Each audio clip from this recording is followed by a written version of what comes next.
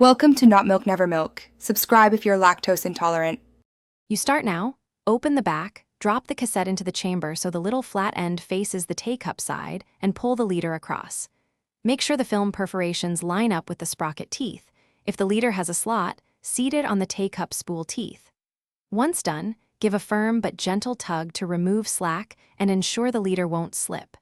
You're establishing proper engagement so the film will advance frame by frame. Once the leader is seated, wind the advance lever 1 or 2 full strokes while watching the K-cup spool turn. You should see the film's spool rotate and the sprocket teeth pulling film. Make sure there are no loose loops inside the camera and that the film lies flat against the pressure plate. This prevents skewed frames. Close the back and continue advancing until the frame counter indicates the first frame or the camera's index stops you. This sets film tension and frame alignment for accurate exposures. Now finish by advancing to frame 1 and set the camera's ISO to the film speed.